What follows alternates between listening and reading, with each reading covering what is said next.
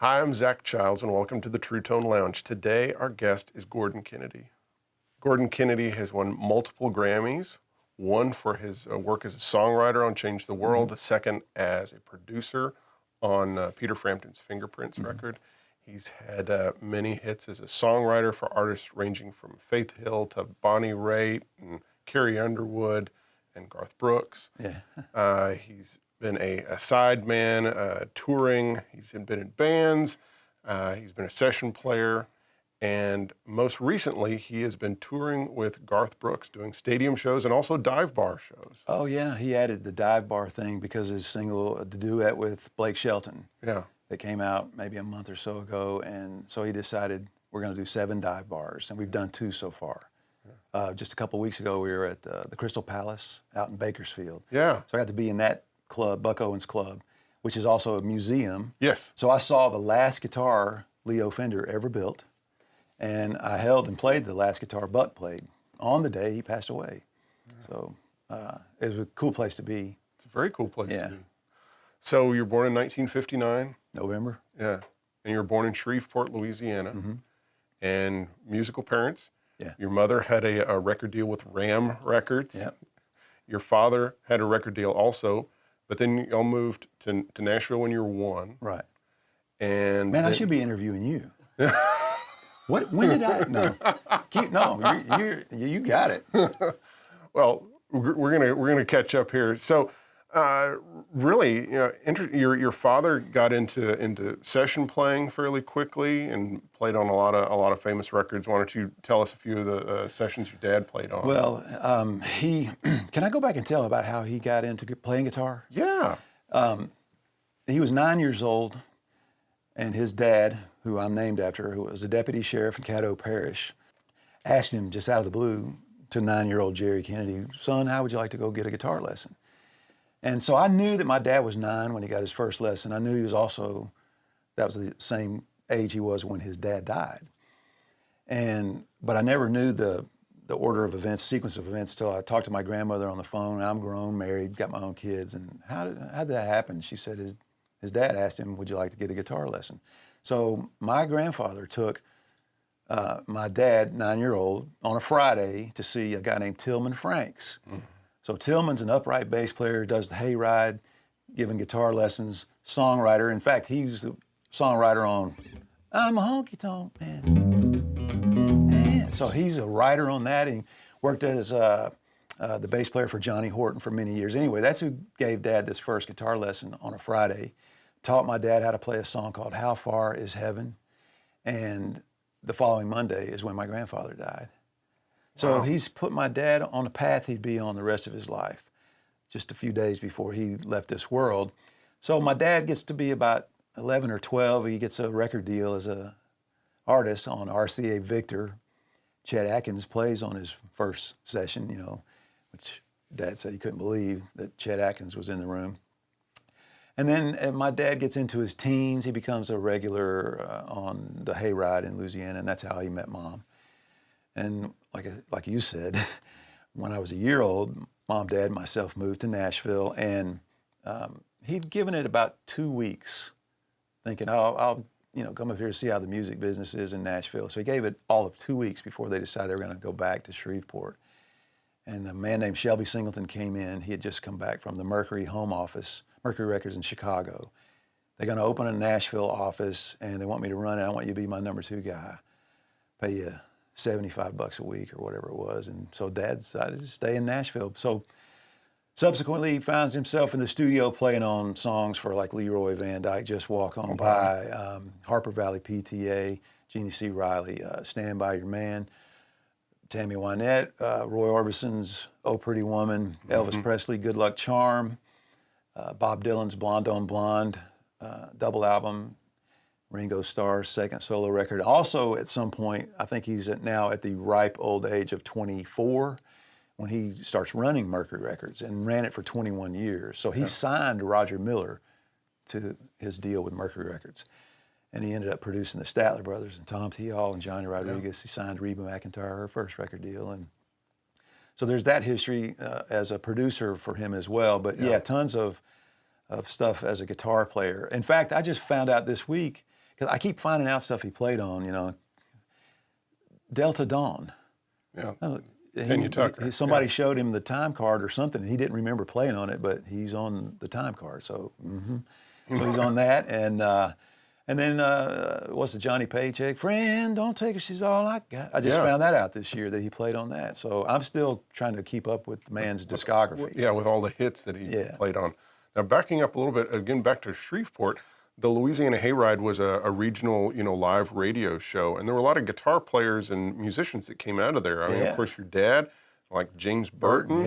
And got a picture of my mom and James Burton singing on stage, or he's playing, she's singing when they were 15. Wow. Yeah. But so, James Burton and Joe Osborne. Yeah, bass player, part of the, kind of wrecking crew. Yeah, all those guys, and Roy Buchanan was also kind of part of that scene, but a little bit later. Okay, yeah, so, I think he was after your dad. So you moved to Nashville. Your dad, is a record executive and session guitar player. And I have to say that one of the most infamous records that your dad produced was the Statler Brothers. The Roadhog? The Roadhog. You're going to mention that? Yes. Okay, I'm mentioning you just lost my dad as a viewer. That's one of those records he will say he did, but I think maybe the car was running out back the whole time or something. No, that was a phenomenal, and it's so funny, even to this day, some of the best, it's the funniest stuff I ever heard on record. Yeah, Lester Roadhog Moran and his Cadillac Cowboys. Yeah, Cadillac Cowboys. Yeah. That is an amazing album, and it's you can find it easily, and it is one of the funniest kind of comedy albums. And I think one of the highlights is when they do "Hello Walls," "Hello Darlin'," and "Ain't It Funny How Time Slips Away" as one song. They blend all three of them together. It's like a on-purpose train wreck thing. Yes. Yeah, there was a 12-minute segment, I think, on an album called Country Music Then and Now, where they just kind of introduced that as a segment on that record, but then they subsequently did a live at the Johnny Mac Brown High School. Johnny Mac Brown High School. Each and every Saturday night, yeah. I know that wasn't... apparently the Statler Brothers were not... They got tired of that. Well, it wasn't they got tired of it. They saw that they had sort of created a little monster there because they'd be doing their show and somebody in the audience is hollering for Roadhog, Yeah. And so they were like, well, we didn't mean for this to happen, A quick aside, Red Volkart was asked by them to fill in for their sick guitar player, and Red said, I will only do it if you ask me as the Roadhog. And he had to think twice about it. Yeah, a lot of people won't know what we're talking about, but they sang Happy Birthday on my 16th birthday, and I have a tape of it. As the Roadhog. As the Roadhog. Oh, yeah, man, it's horrible. It's awful. Okay, well, let's get back onto your story. So you come up in this very musical family. You're hearing Roger Miller and Jerry Lee Lewis records that your dad produced and played on, and all these things, and you're growing up in that. At what point do you decide I'm going to be a guitar player? Well, earliest childhood memories: house in Goodlettsville. Walk into the basement from the car garage, and there's his guitar cases, maybe an amp or two, upright piano right here, and a Seaberg 100 jukebox on the wall right there. That was my first record player. Yeah. Instead of this, it was a Seaberg 100 that had 45s in it, and my dad showed me how to find the toggle switch in the back of the jukebox, turn it on, and then punch the letters and the buttons and the numbers, and play these records. And so it was a lot of like Dad's instrumentals were in there that he would do for Mercury. But Buster Brown, Fannie Mae was in there, some Roger Miller records. There was a little bit of touch of R&B, soul music, and country that was in there in the jukebox. And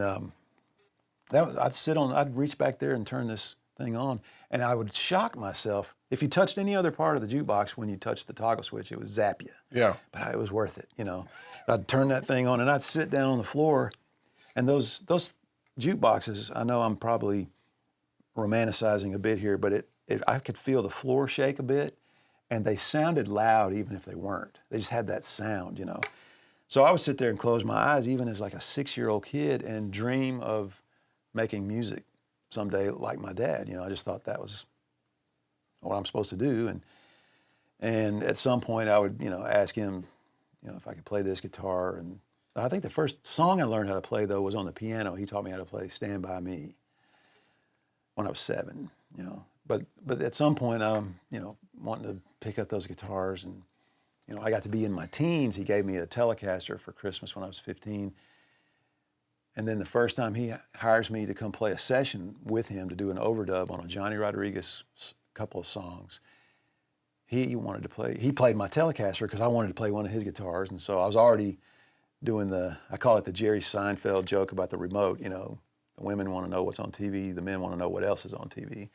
So like, what other guitar can I play? Whatever I'm holding, what other guitar can I play? I'm doing that as a kid because he's got these guitars laying around. So I started, I think when I was 15, Christmas, 2 months later, doing a talent show with Jerry Reed's daughter singing, and my friend Joey Mosqueo, Joe Mosqueo's son. Joe was in the Imperials. And so, we had some second generation music kids there, and Jerry Reed would walk into the room when we were rehearsing, freak me out, he walked up on stage the first time we went to go play this show. And I'd been playing guitar for 2 months and turned my amp up. Son, this is what they come to hear, He's turning my amp up. I'm going, no, this is not necessary at all, Plus, I don't want you to hear it. And then my dad's sitting on the front row the night we played this first talent show in February and after that Christmas, and told my friend sitting next to him, I didn't know he knew how to play the guitar. I've been quietly, kind of learning. So I forget what you asked me, but I've gone down, I've chased a few rabbits away. It's great. And I wanted to hit upon the fact that, again, with your dad being a record exec and session player, you knew, you kind of had these guys coming over to the house like Jerry Reed, who are one of the highest regarded, guitar players of all time. Dad reminded me the other day that Rory Burke, who co-wrote The Most Beautiful Girl in the World, Charlie Rich, he was working on that song the day he came over to our home in Goodlettsville, and we all went out on the dead end in front of the house and played baseball.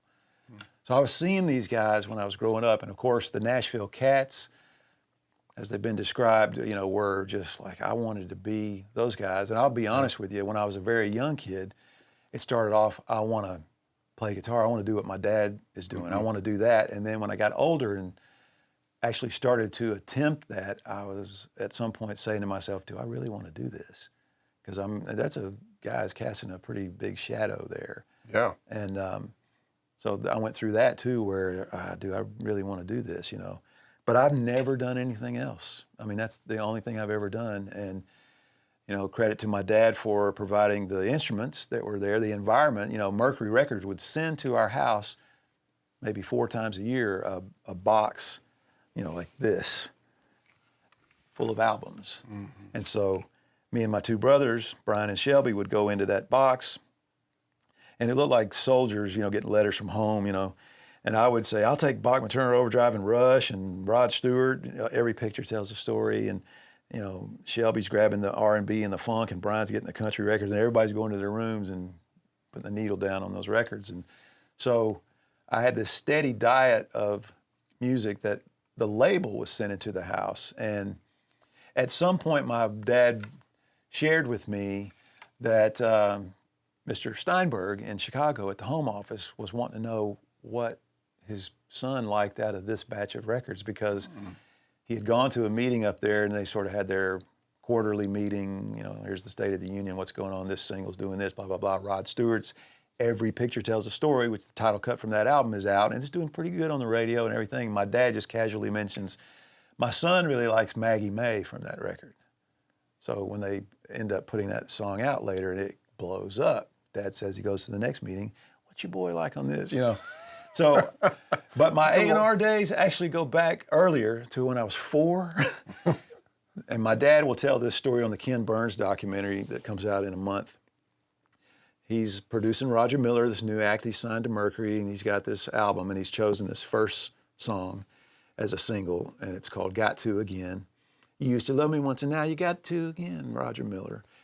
And he puts the test pressing record at home on the turntable down in the basement at that home in Goodlettsville. And when he gets to Dang Me and my brother Brian, who's 2, in just our underwear only, come tearing down the steps and run in and just start boogieing to this song. And my dad's looking at us and he said to himself, uh-oh, and called Mr. Steinberg. How hard is it to change the A side on Roger's first single? How sure are you about this? We've pressed 5,000 discs already. Yeah. He said, I'm sure. So they changed it to Dang Me, based on the two underwear A&R boys, you know. That is ridiculous. I know, but I just found this out when he's telling the Ken Burns people on the documentary. I've never heard that story before. I mean, my kids love that song. Of course. You know, it's like I started playing them some Roger Miller, you know, in the last year or so. Yeah. And immediately they loved Dang Me. I mean, they just loved that song. Well, and he would end up writing all the music for a Robin Hood Disney movie, which is funny because years go by, and in 2002, Disney calls me. Would I write a song for The Fox and the Hound 2? Yeah. And so I ended up chasing the song they needed and told me we need this song for this. We need an up-tempo song. They're going to be, chasing each other over the fences and through the creeks and all this stuff. They needed up-tempo thing. But I had this other song that I'd started with Blair Masters, keyboard playing friend of mine, great. He had just played these changes one day in the studio on the piano, and it was, whoa. I was expecting it to go back there, because that's Roger Miller, engine number 9, right? Right. So it was very familiar to me. But when he went back to that, I said, let me put that down, let's work on that. So we fleshed out a little bit of this music thing, but then when the Disney thing presented itself later, I would go write a lyric to that piece of music, send it to the whole song, send it to them, because they only wanted a verse and a chorus of the other thing. And they called back a couple weeks later and said, we like the chase scene, so finish that. And this other thing that we didn't ask you for, I'm like, oh my gosh, here it comes. And they said, we love that. Yeah. We're going to create a place in the movie for it. So even going back to when I was a kid, listening to Roger, most families would say I hear a lot of families talking about their favorite TV shows they all watched together, Partridge Family or whatever it was. Mine was sitting in the living room or the den and watching a 7.5 reel-to-reel tape machine spinning and staring at two speakers, and it was whatever they'd done that day in the studio with Roger, Statler Brothers, Jerry Lee Lewis, and then occasionally my dad would bring home some record that would just have knocked him out, he would say, and it would be Hey Jude or something. So now I got this other group of fellas sitting on this other shoulder for my songwriting influences to add to Roger Miller and the stuff that Dad was working on, bringing home fresh from the studio. So I had it really good. Yeah. With the records coming to the house, Dad walking in with those tapes, and wanting the family to hear what they had done in the studio that day. So I never got over that. I'm from, and you may have done this too, we would call our friends, you got to come over here and listen to this record. I don't know that anybody does that now. Yeah. Now they would text it and they would say, you got to come over here and listen to the first 10 seconds of this song before we go to the next one, So it's different day and age now, but that was the stuff that formed me. Yeah. Were you going down to the studio much before? I guess you were being called to play on things. So, but were you going down to the studio and seeing some of these other session players and I would such? go watch. Yeah. I would go watch and and want to do that. Yeah. And then the first time I got to do that, I was scared out of my mind. But fortunately for me, I sat next to a gentleman named Chip Young. Yeah. Chip's he's doing all that great acoustic work on Jolene. He's the solo on Billy Swan's I Can Help, which he also produced. And fortunately for me, that's who I sat by the first time I went in to do a tracking session, because that guy who could have looked at me like, who are you? What are you doing here? And he just kind of reached over and grabbed me and said, hey, let me show you how to do this. Here's how to, keep your strings sounding new without changing them all the time. And he'd show me these things and just, the number charts and all that stuff, and help me where I was, get just when I was starting to get into doing that stuff. He was so kind to me. And the last record he ever did, he did in this studio. He asked me if he'd use my studio to come do a thumb-picking instrumental album, and I just gave him this place. And he wanted to pay me for it. I told him no.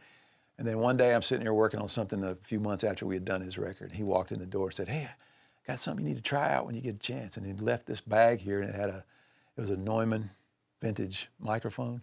Wow. So I put it up and immediately just like, where's the spot welder? I want to just keep it there for guitars, acoustics, and vocals. And I don't know, maybe a month or two go by, and I call his wife, Diane, I need to come back, bring this mic back to you. Oh, no, he gave that to you. He gave that to you. So there's a piece of him in the studio. That was a mic that was in the Young'un Sound studio that he ran for many years. Wow. Probably Jerry Reed probably sang on it. It might have some wintergreen snuff in there somewhere.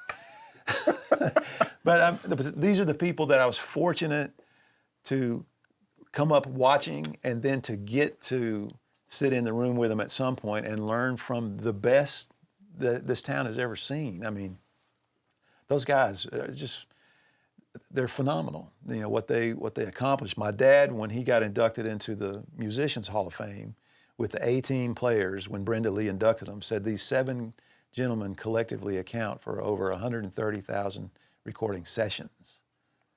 And so that, I can't wrap my head around that, but that's the reason why, it explains my dad, driving the car everywhere we would go when I was a kid, always reaching for the volume knob, going, I think I played on this.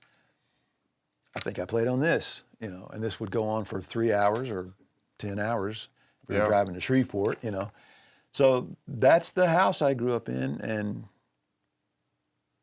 I was just immersed in that, environment.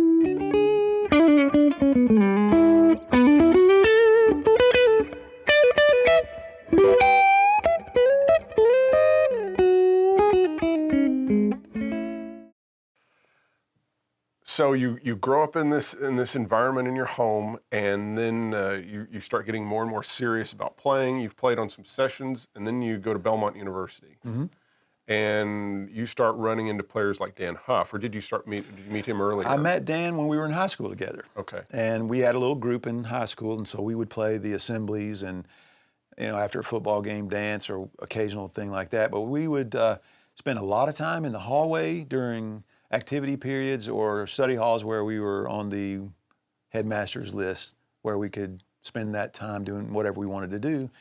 For some reason or other, Mr. Brown and them, they let us sit out in the hallway with our guitars, And so we were he was a guy that really pushed me to get serious about the guitar, because it was always something I would, because I was doing sports and focused on that, and the guitar was a part of me then. Dan, it was like, he was way more serious about it. And so he kind of lit that fire under me to kind of try to keep up with him, which I still would, have to get better at to get close to what he does. World-class guitar player. And then he would ultimately hire me to come play some sessions at one point, which I thought, that's hilarious. You can do this. You can do this better. Anything I can do, Yeah. But he just wanted me, come in and do things. And so I did some sessions for him. But when I went to Belmont, I was in a group called the Belmont Reasons for 2 years, which was like this public relations thing that would play either high schools to introduce kids to Belmont, or churches. We would just go and do performances at churches. So we had 2 different outfits that we wore, Always looked like we were on the Lawrence Welk show, but we would be playing Pablo Cruz songs and Michael Jackson's current hit or whatever it was, Rock With You. But so I did that at Belmont, but I was also starting to develop the session playing thing in those years. So I was doing everything from my friend Dan Day, who I grew up knowing, got the keys to RCA studio on the weekends. So I'd go with him and assemble a group of guys to go in and just, what can we play? So everybody can practice their craft. He wanted to learn engineering, and we wanted to get better at what we were doing. So there's that, going and doing all that stuff for nothing just to get into the studio, to have access to that. And then the occasional session would come up, Lisa Bevel is going to do something over at the studio at Hillsborough High School. So Dan Huff, you come play guitar with me? Yeah. And then at Belmont, there would also be students who were in the music business program, or one of those courses where they had to produce a session. So we all leaned on each other. And when it was your turn to be the producer, we'd all come play for your session and get the Belmont studio. So at every turn and playing for free, most of the time, we would want in the studio just to get better and learn the ropes. And but also there was my dad who was sort of opening the door for me to come play on things that he was producing. Becky Hobbs, Jackie Ward, the Johnny Rodriguez thing I told you about was the first session I ever did. And that was just me and him doing overdubs together, and we did a twin part on a song, and we plugged direct into the console. The first time I ever worked with my dad, we just ran into the board, which is a cool thing. At that point, you just need to be playing the right thing.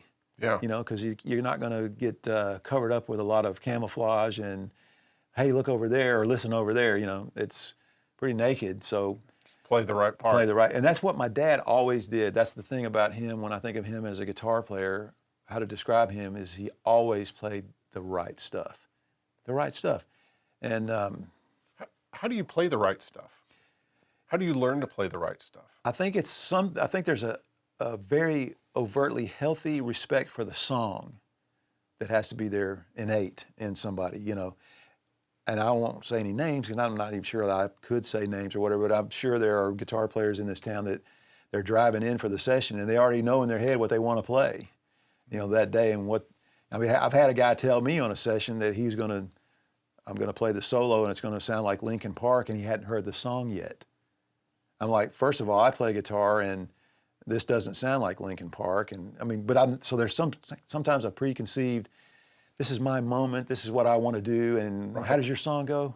Yeah, it comes back, are you serving the song or are you serving yourself? And you can tell that in a writer's round too, who's there to try to demonstrate what they know how to play versus somebody that's listening to your song and if you need me, just nod, that kind of thing. So my dad always had to play the right thing for the song, and that's important. That's very important. When I think about the Beatles, I don't think there were any virtuoso guitar players in the group, but they played the right stuff, and it served the song, right? So I just kind of was learning that early on, What made Roger Miller great was his songwriting. And so you wouldn't want to do anything in the production of that song as a player or whatever that pulled you off of the fact that just listen to this song, So I just had that from the beginning. On Roger Miller, it was funny, listening how important his own guitar playing could be to it, and how he would sometimes play these lines where he would sing a harmony to the Dang Me, where he's singing a harmony part to the line that he's playing on the guitar. That he was trying to show Harold Bradley what to play on Dang Me. Dad said at some point Harold, who was probably sitting there dressed nicer than anybody on the session, maybe a tie and a jacket. Jerry, he said, help, come over here. He said, Roger's wanting me to play this thing. And Harold, when he would do it, it was very, coming from a schooled guitar player. Right. And Harold was a magnificent guitar player, but it just didn't have that greasy thing that Roger did. And I don't know if it would come out but Roger sang the harmony. Yes.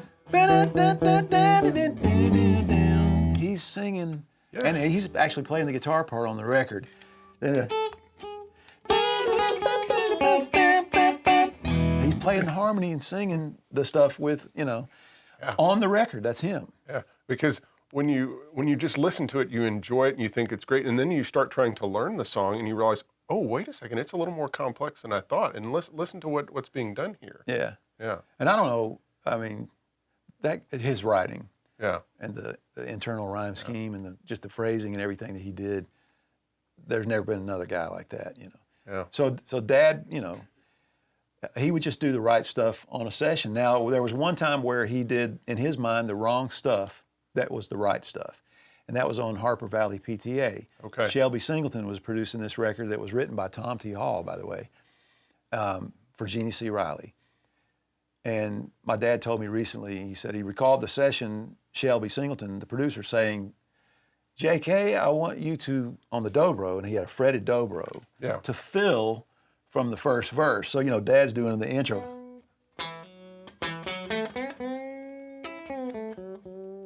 On a fretted Dobro, right? Mm-hmm. And then he plays the fills in the first verse while she's singing, I won't tell you all a story about. And then he stopped after the first verse, and Shelby stopped the session and said, "No, I want you to play from the first verse through Meaning the all whole the way- song." Right. So my dad thought he was crazy Yeah. and said, "I'll show him that he's asking for too much." So he said, next thing he knows, he's doing all the doing those kinds of licks, and he said that'll make him back off. And then when they did it, he was like, "That's it." Yeah, because your dad thought he was overplaying on purpose and proving a point. He was trying to play himself out of the role, you know. And it ended up being that's exactly what he wanted. And they put his name on the 45 label, Dobro Really? by Jerry Kennedy. Wow. And I heard a radio DJ back announce his name on the record one time on the radio, and I just thought, that's odd. They don't ever tell the session players, But it was on the label. I found that out years later. So you're at Belmont, and how does the band Whiteheart come together? Well, okay, so in 1984, the summer of '84, my friend Dan Huff, who was on the first 2 albums that the group had done, he called me and said, I want to go play some sessions in LA. Could you sub for me for 3 shows, summer of '84? And I quit the band 6 years later because he never came back. Right. Oh, well, he stayed out there for about 5 years. Yeah. And he got very established as a session player out there. Yeah. And then he came back and conquered this town too. Yeah, as a producer and session. Right. So in the meantime, I had done the 3 shows, and then when he wasn't going to come back, they just asked, "Can you keep going?" So like I said, I stayed in it for 6 years. Yeah. Now that band, Whiteheart was more of a contemporary Christian band. You were playing what kind of gear and such were you using at that time period to produce that type of?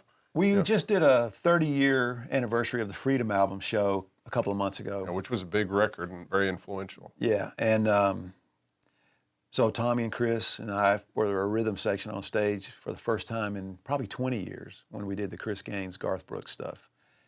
That was the first time the 3 of us had been on stage together in 20 years, and we had a blast. But I remembered back during the Whiteheart touring years, I never had a pedal board. Sorry, guys. It's okay. I plugged my guitar into either when I first started, it was a Mesa Boogie. Uh-huh. And then I think I finished like the last tour, with the Freedom album, I did a Marshall. Yeah. And then to get real fancy, I took up the mic that was on the 412 cabinet and processed it through an Eventide H3000, post mic. Mm-hmm. So I never had a pedal board in that group. Did you have a rack? No. No. So you just had an amp? Yeah. No delay? Yeah. It's like Frampton at Rockin' the Fillmore. I said, "What is your rig on that show?" And he said, "Les Paul, cable, 100-watt Marshall, that's it." I said, "Yeah, that's it, all right."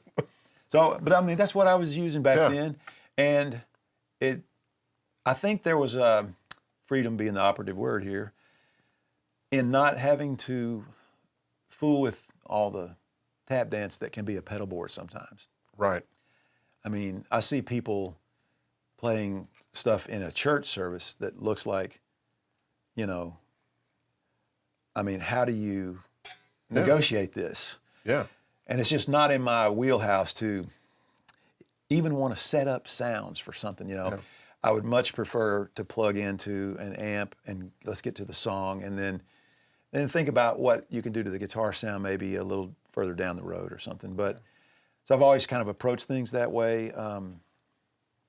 Even with the Garth thing, I need like basically an overdrive, and I really don't need much ambience, maybe a slight delay here and there, but we're in a stadium, so Dan Hines running in front of house doesn't want me up there with a bunch of delay and such because it'll get lost. Yeah, and there's sometimes, there's 3 or 4 guitars playing on a song.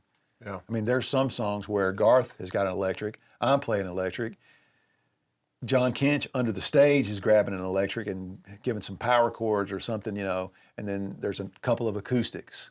So he doesn't want the stuff getting in the muddying up the signal. Yeah, because you've only got so much frequency range, and it's getting taken over. And for guitars back in Whiteheart, I had my first ever Telecaster. I took the neck off of it and had Joe Glazer build me a Strat body And then I had 2 different Strat bodies from him that had Floyd Rose tremolos on them because the 80s it was, they come and get you if you didn't have that. If you didn't do a dive Didn't bomb. have it, yeah. And so I had a Tele neck on one of the Strats with a Floyd Rose, and that particular Strat was done in a finish that changed colors with heat. Like it was black, and it would get hot, it would turn green, and if you, like my arm was really hot, it would turn blue. Yeah. So that was one guitar, and the other one was and that had a single humbucker in it. The other one had a humbucker and then 2 single coils, so it was a little more versatile, little mini toggle switches for the pickups, and that got used. Both those guitars got used on the Freedom album, as well as my dad's 335. I believe, if I'm not mistaken, maybe a 355 of my dad's, which is like a 1973 stereo guitar that I've had since wired mono. Lovely tone on that guitar. It's just really a nice tone. It's like the pickups are very underwound. So they're real clear and just, it's a tone. I use those guitars. I'm trying to think if I use anything else. Oh, I use the 57 Esquire on Sing Your Freedom.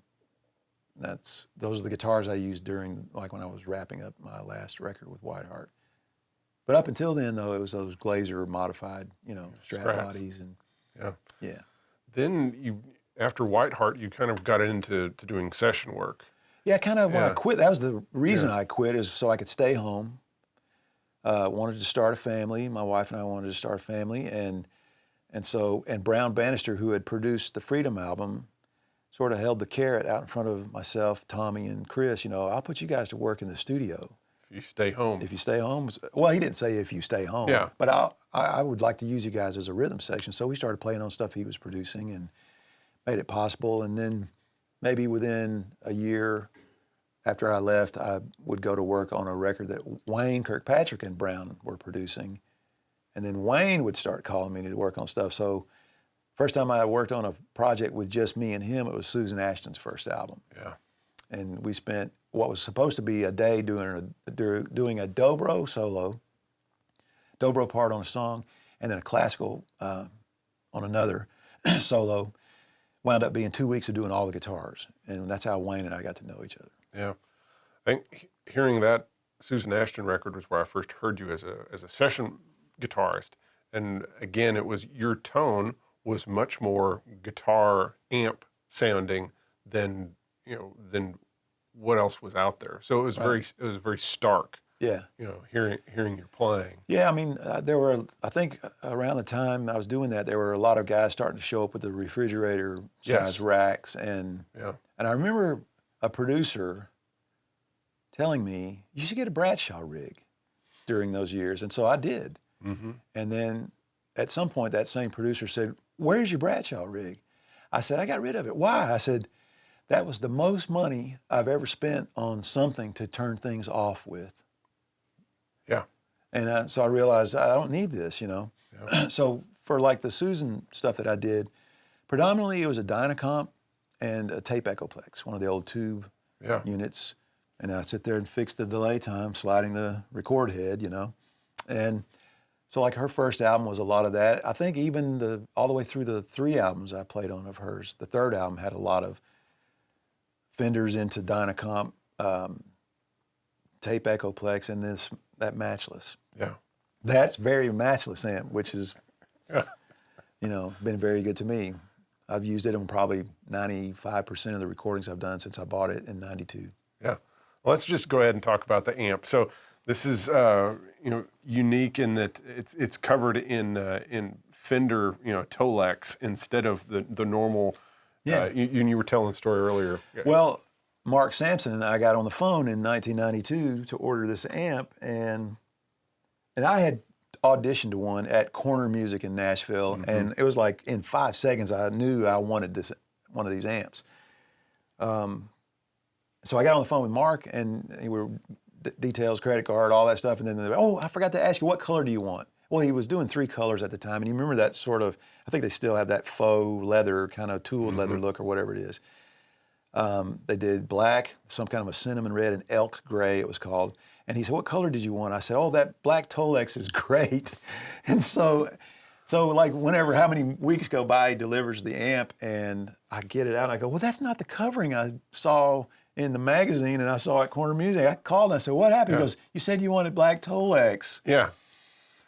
I didn't realize. Because Tolex is a specific type of covering. Yeah, I said it's like watching a guy leave his house just tear out of his house to go to the store and come back with Kleenex, because I asked for a Kleenex and all he had were puffs, You said you wanted Kleenex. Well, I mean, I didn't know I just thought that was the generic term I thought maybe that's what this is too. I don't know.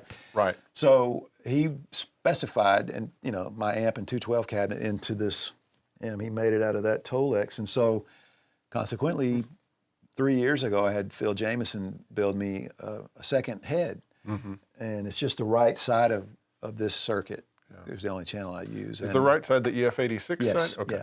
Yeah. And with the multi-position switch. So I had him do it in the black Tolex again. Yeah. So he did that, and then he made me another one this year for the Garth tour. So just backing again on like the Susan Ashton records, you're mainly using Fender type guitars and a Dynacomp, a tube Echoplex, and that matchless amp, and that was kind of your rig, and that was not. That was not what most guys were playing through at that point. I think I, though, subsequently sold at least a dozen of these amps to Nashville players for Mark. Right. Because Dan Huff called me one day and goes, you got a matchless amp? Yeah. Can I come over here? So he came to the studio, walked in and played it for about 10 seconds. Yeah, I'm getting one. He left. Yeah. So he ended up getting one. And they kind of grew on the Nashville scene. So you're playing on these sessions mainly for Christian artists at this point. Mm-hmm. Then you start kind of branching out with songwriting, and then a big breakthrough comes with being a co-writer on "Change the World." It becomes a hit for Clapton, and of course there's a long story about the different delays and things that happened. It was supposed to be a single for Winona, and it kind of didn't. Yeah, how many times we failed? Yeah, and then it finally. It finally hit, and then you had this huge song that ended up getting you a Grammy for Song of the Year. Mm-hmm. You get to meet Clapton, and and talk to him on the phone 6 years after the Grammys. Wow. His producer Simon Climby called on the phone one day. We're recording one of your songs with Eric in the studio right now. I was like, wow, wondered if you could send us your demo of the guitar parts. And again, for me, I'd have to go get somebody to help me do all this kind of technical stuff. And I said, well, I can probably do it in a couple of hours or so. And he said, well, we're recording it right now, so we'll press on. But if you get a chance to do it, still do it. Yeah. So I hung up the phone with Simon, and I had written with Simon and gotten to know him a little bit. And I thought, you know what? I can close my eyes and see exactly how I played that song, and called him back and said, I can tell you over the phone exactly what I'm doing on that demo. Well, let me put Andy Fairweather Low on the phone. Yes. So I spent about 10 or 12 minutes with him saying, well, up here I'm letting these strings ring open, and, it's this inversion of that chord down here. He said, well, I think we have it. Well, listen, Eric wants to say hello. Now, I only spent, 10 minutes with him after the Grammys, and it was like, getting to talk to Batman for a few minutes, and then he's gone back to the cave or whatever. So I'm he comes to the phone, and I'm humming, and hello, Gordon. I said, hey, before you say anything else, thank you again, for what you did for us 6 years ago at the Grammys. Oh, this is very sweet, very kind. Listen, are you using a pick or your fingers? Yeah. Just like just cut to the chase here. Yeah, tell me what you're doing. And I went, I said, I think I'm using my fingers on that demo. Yeah. Yeah, I said, what I thought. Well, we're going to give it a go. I'm not sure it'll get as cool as your demo. I said, oh, I think you will. So he ended up recording it, but the next album he ended up putting out, I think it was maybe it was Riding with the King or something where. Yeah, the B.B. King record. Or something, something like that. But it's in the can for him. But Bonnie Raitt beat him to the punch and put it out as a single a couple albums back for her. So. Yeah. Then you kind of really got your songwriting career, kind of blew up at that point. And all of a sudden you were having George Strait cuts and Faith Hill and Carrie Underwood.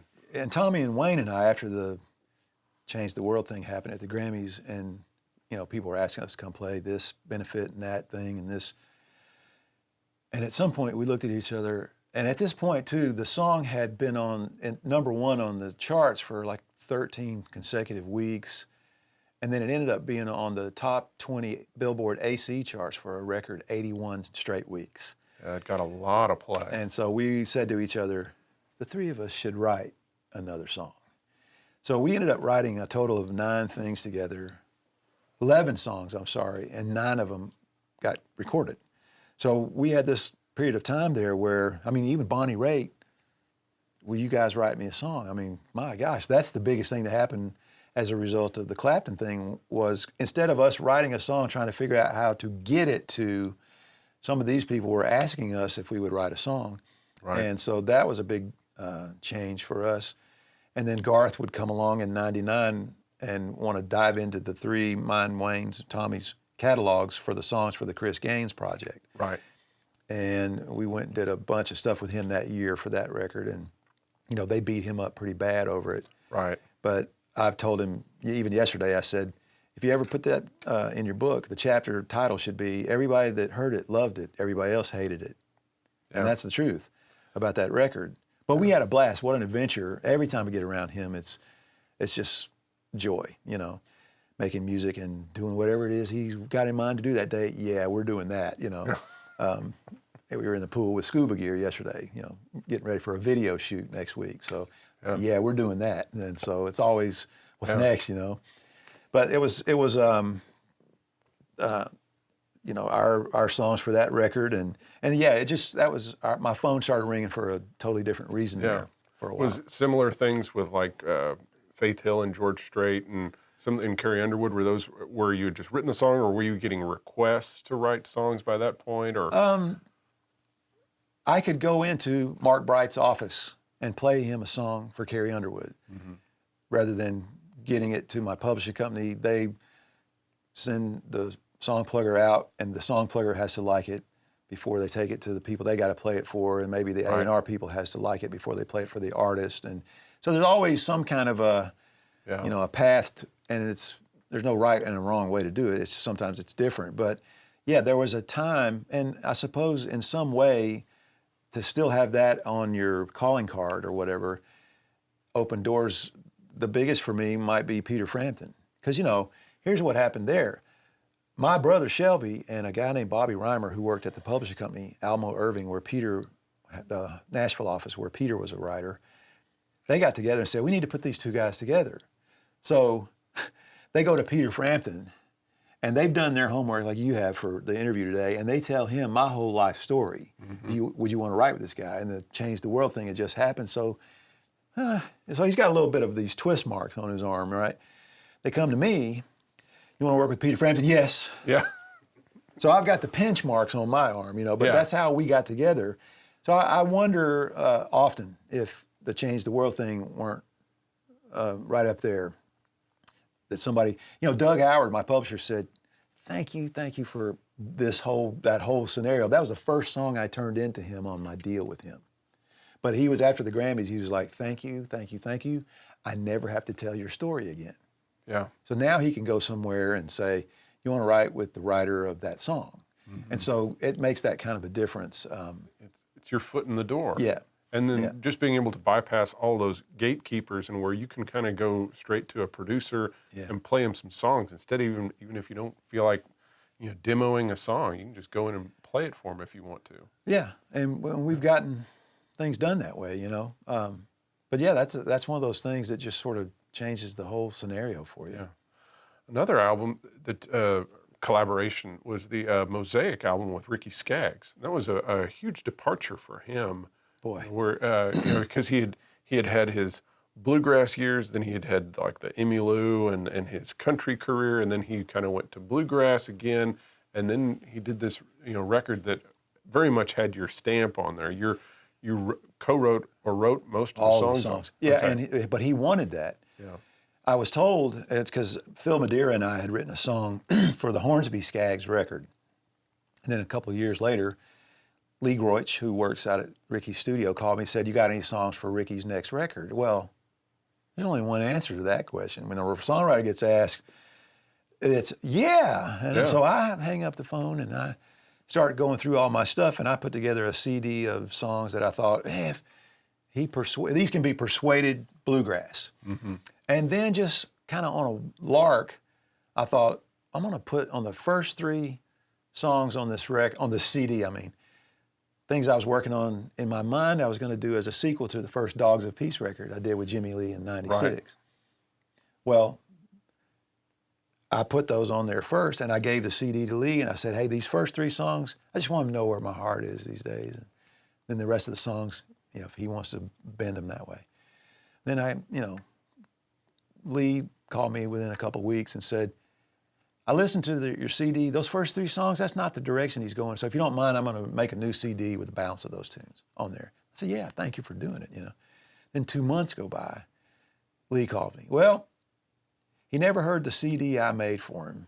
Oh, he said, but he heard the one you sent originally, and he wants to do those first 3 songs. I said, how's he going to do these bluegrass? Yeah. Well, he's not, and he wants to call you about it. So I waited, got a call from Ricky Skaggs, and I'm telling you, I spent years thinking, if I could just write a song for that guy, I would say, okay, that's all I need, And then he did the thing with Hornsby, which was fabulous. And then here he is calling me about these, and he said, son, I love them first 3 songs on there. I said, how are you going to do those bluegrass? He said, I'm not. He said, I want to do them just like your demo, and I'm going to want you to come produce the record with me. You got a handle on that Beatles sound, he said. Yeah. And so we met, and then we talked about it, and he wanted to do that record. Thank God he wanted to do that record, because that's the most powerful project I've ever been a part of in my life. We keep talking about doing a sequel, which we jokingly refer to as Mosaic. And the songs are ready.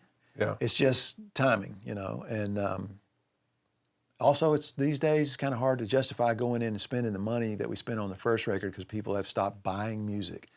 So it's almost like, how much do you want to spend on this greeting card, as a record that you're going to make to send out? So there's a lot of that has to be put into the equation these days. But we're both excited about that record, and will remain so, and hopefully get a chance to do this sequel to it. Yeah. And just, boy, what a friendship that happened as a result of that project too. And we're playing at Belmont's Convocation next week. It'll be our 4th year in a row to do that. But yeah, so the Mosaic record, that was just one of those things where I got to work with somebody that I admired from hearing the Skaggs and Rice record. Oh yeah, the duet record. And Dad hired Ricky to come sing a duet harmony part on a Reba McEntire song called Small 2-Bedroom Starter. And I went to the studio that day because I wanted to watch that guy do his thing. And I remember as he was walking out of the studio, my dad said, get a good look at that guy, because he won't be available to do anything like this for long. And then, all the years would go by, and he would call me and say about doing the song on the Hornsby Skaggs record, do you have your dad's Dobro?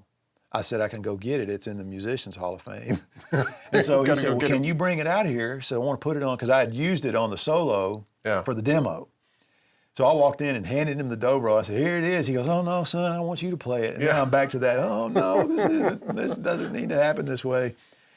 But he said, I want you to do what you did on the demo. And so we started working together, and then the Mosaic thing would happen a couple years later. Yeah, great record. And, Thanks. And kind of overtly having a message to it too. And my dad came in and played the Dobro on one of the songs. Wow. He just played one Jerry Kennedy lick that as soon as he played it, we just went, that's what we wanted him to do.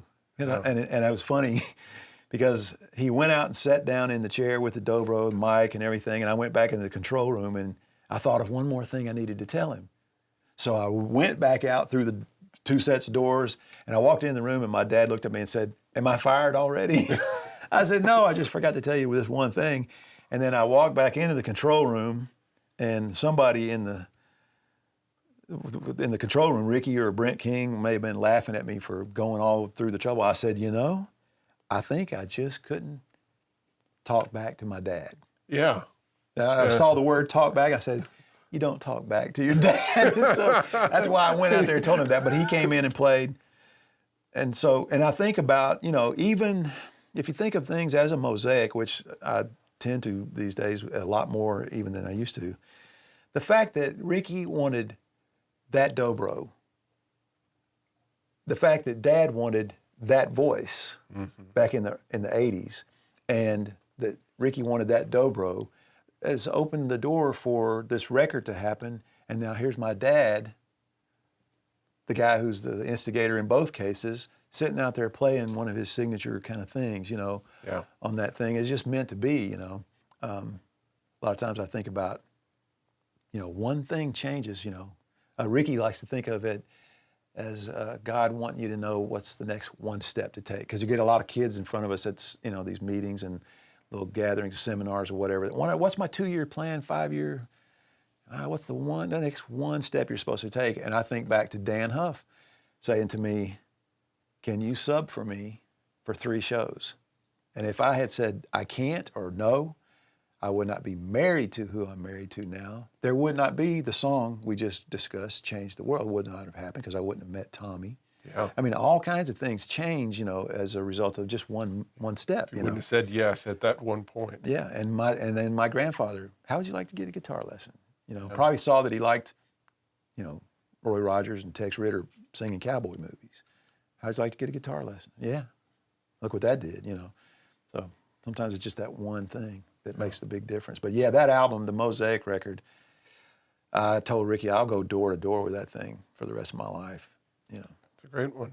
Thanks. Especially, You Can't Shake Jesus. Mm-hmm. Yeah, I wrote that with Phil Madeira. He was sitting on that sofa right over there, and he was talking. We were just chatting before getting started, and I've got this MP3 player in my ear listening and rifling through riffs, you know, that I've got. And as I heard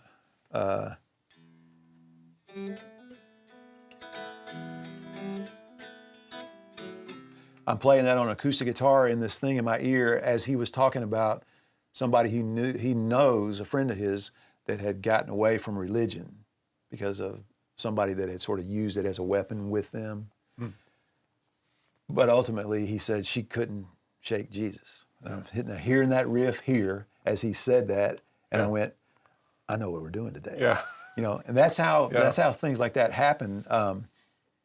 And Ricky will he will do that as an encore at his bluegrass shows just by himself. He'll come out and do that song. Yeah. So just how powerful are one-spot power supplies? Well, they're kind of like this. That's power.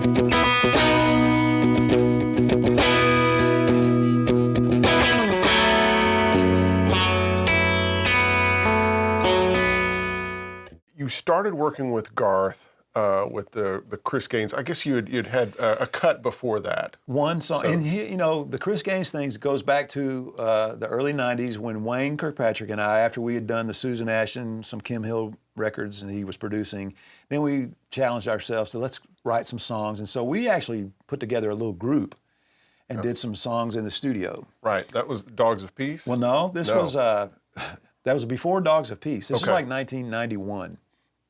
Tommy Sims and Chris McHugh came to do the tracks with us, and we cut 4 songs in the studio. And on the day we were cutting these tracks, Tommy said, you know, is this something this group could do? And started playing these changes, right? Right. And so I'm sitting there thinking, that sounds enough like McCartney. I like it. Wayne's probably thinking, sounds enough like Fogelberg. I like it, or whatever, you know. And Tommy's probably thinking, I hope this doesn't sound too much like Stevie Wonder for these guys. But there's so many influences piled into that one song is the reason why it works on so many levels. But we had gone into the studio, and I think the name of our group was going to be the Mute Brutes of Labor. So I tell people, I said, well, you know, we ended up not getting signed, and the guy at the label in New York heard Change the World and said, I'm going to pass. I just don't hear the hit. Yeah. But I think, you know, all these years later, it's like, and it would be about, let's see, 4 years would go by before we would hear, Clapton doing that song. Yeah. But I mean, the Mute Roots of Labor, if we had been the ones to do that song and put it out, might have given that copyright the equivalent of a nice funeral. Yeah. I mean, I have no idea. There's no way to know now, but Clapton did it, so it's like that was what was supposed to happen. So glad we didn't get signed, and things happened the way they did for other reasons. But yeah, we had Wayne and I, were working on Susan Ashton records, and at some point, we challenged ourselves to start writing some songs, and so.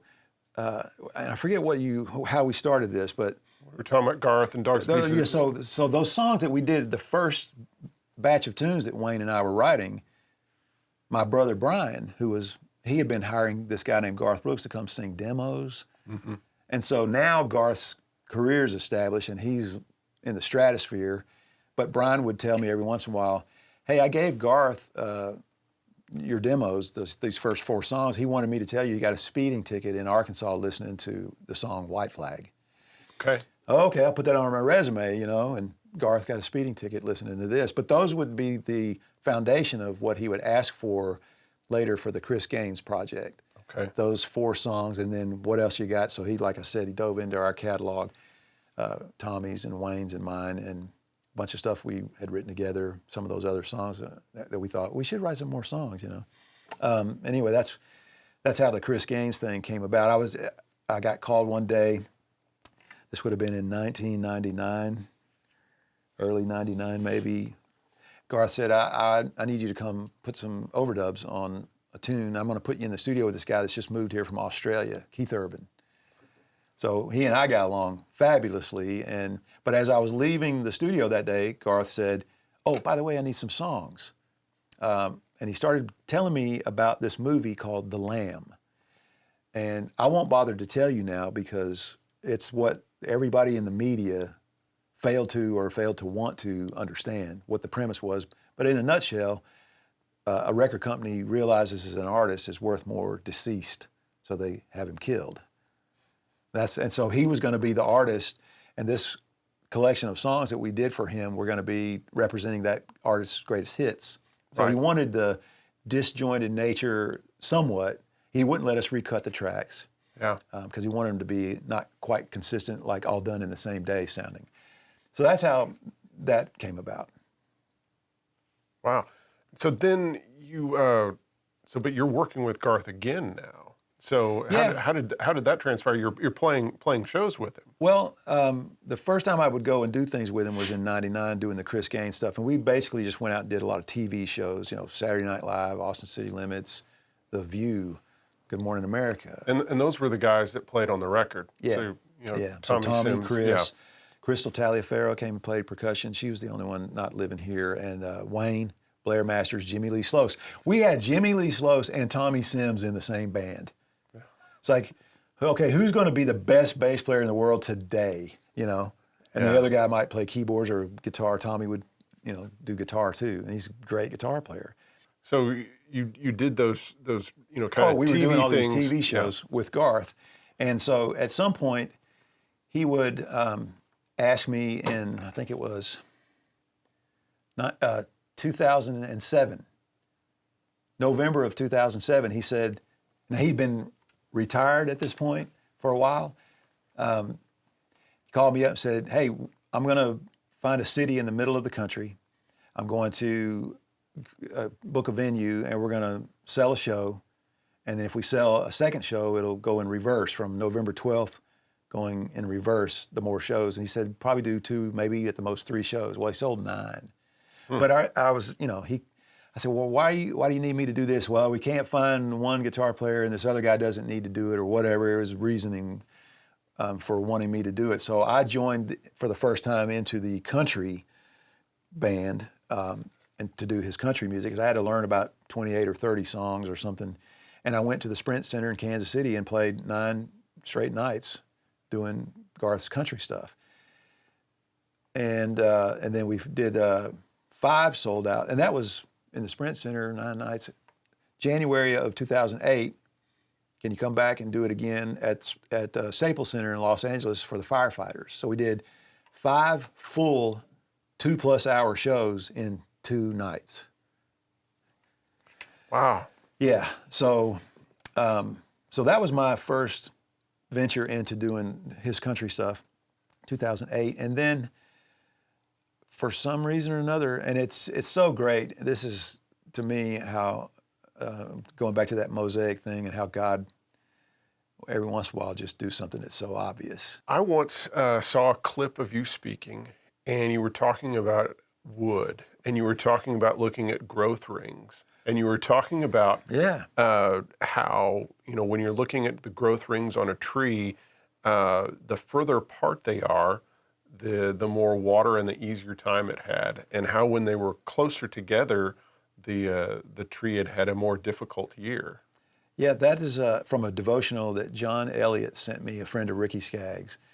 He talked about his teacher, and my teacher did it too, 4th grade, brought in the ring from the tree, and showed us that each ring represents a year. But his teacher went further and said what you just said about, the further the growth rings are, the more the tree got rain and nutrients out of the soil it needed for that growth year. Yeah. But the tighter growth rings represented a tree that struggled to survive, the tighter. But that's the wood that makes the better sounding board for instruments. And so his text or his email to me with that devotional is sort of stating that, sometimes when we struggle, our story becomes more riveting to somebody else. I think of Louis Zamperini, who was the subject of Unbroken. Yeah. I mean, when he tells his story, you're on the edge of your seat and not breathing, Yeah. But it's because he went all through that when he tells his story, it's more that way. And because that's a terrible story to tell, Yeah. But what he came home and the redemption that he experienced and wanting to go back and forgive his captors and that whole thing, I would say those are some tight growth rings, but how that's manifested in his being a soundboard for this other message at some point in his life is so critical, and definitely is an example of that, what you just mentioned. How is that manifested in your life? In some ways, I would be the reverse of Louis Zamperini. I have a dad who, had guitars that were accessible, and the biggest thing I had to overcome because of my dad was just being the son of that guy, which makes things a little interesting sometimes because you are always wondering in the studio, are people assuming I'm here because your dad, So I mean, there's a little bit of that, but I mean, for the most part though, I haven't had any experiences that I would say were on any kind of a level like a Louis Zamperini for sure, I mean, I go and listen to my friend Jimmy Gentry, who was a coach in my high school days, who was in World War II. He was among the troops that liberated Dachau, and I think, we played Army in the woods behind the house when I was a little kid, but, my generation does not know what his generation went through. So I feel very blessed to not have had experience anything like that. But I still try to do the best I can with the gifts I'm given, and I feel like, and I don't know how deep you get into this show with it, there is a suffering that took place that is part of my story, even though it wasn't me that did it. And that's with Jesus. So that's what manifests itself to me in the music that I make, and even what comes out of the wood that he made. That's what's the most important to me. Not do I have to, suffer some great thing myself. Although, I mean, all of us do in our lives. But at the same time, though, I would be somebody that is in the midst of whatever I've gone through, I'll still be sitting there counting my blessings every day, forever, I just feel that way. Earlier you hit upon the point of just doing that next step. What's another important bit of wisdom that you've learned through the years? Well, I mean, I was, like I said, Ricky Skaggs and I are going to do convocation at Belmont for the 4th year. This next week we're going to do it for the 4th year. And, what do you say to these students? And I'm sitting there going, well, first of all, I sat where you all are sitting right now. I've sat there before. You're probably asking yourself, why am I here? What am I doing? And what's this all going to amount to? All those questions. I said, do you want to be rich? You want to be a star? You want to be famous? I said, or is this a calling that's on your life? Are you answering a calling that's on your life? I said, for me, I realized some years ago that this is indeed a calling that's on my life. And if I go back and tell the story about my dad and how he took his first guitar lesson and those circumstances surrounding his being introduced to the guitar and then his dad leaving this world 3 days later, I would say this is the beginning of seeing something as maybe this is something I'm called to do. So I said that to them. I said, and have you ever heard this phrase? God doesn't call the equipped. God equips the called. I said, because I've answered the calling that I feel is on my life years ago, I have seen over the years where I've been equipped to continue to do that. Be it the way a guitar finds its way into my hands, a really, really, really good stomp box, or an artist opens a door to, hey, come write, come produce, or come play live, or whatever it is, I've been equipped to answer that call. I said, another way that this might be a calling on your life, if you get called all the time. I said, I get called all the time to do certain things, and I said, that's another way you might say to yourself, oh, this is what I'm called to do, like you're actually getting called to do it. So I would just say, that, and especially for the kids that are coming out of the, like the college years, I always equated coming out of Belmont as being like the start of the Kentucky Derby. That those green doors swing open and the horses come charging out.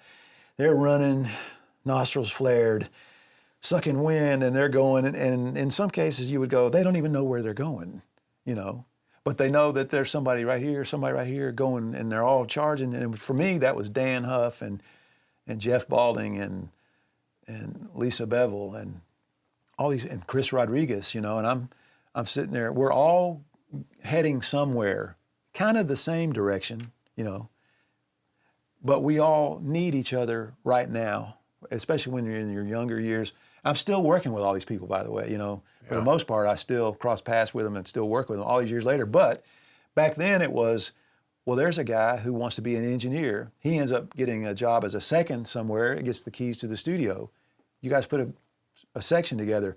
Well, let's call Dan. Duncan Mullins plays bass, So, and everybody's kind of helping each other along the way early on. So a lot of times when you're just getting started with things, it's those people in the periphery that, all go in the same place, they're kind of scratching each other's back. The need for each other to propel all of you to go in a direction sometimes is something to pay attention to early on.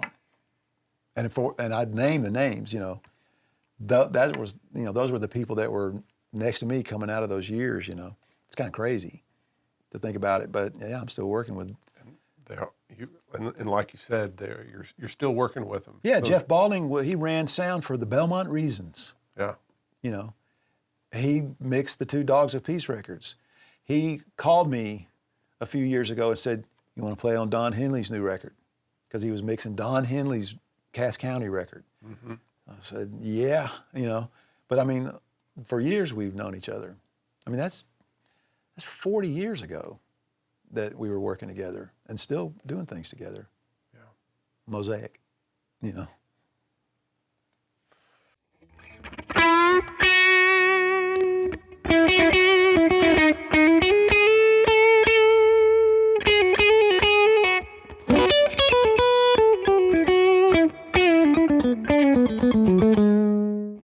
So I had you dig up this guitar. So this is your first Telecaster. Yeah, which is on his 3rd finish now, courtesy of one Dave Graff.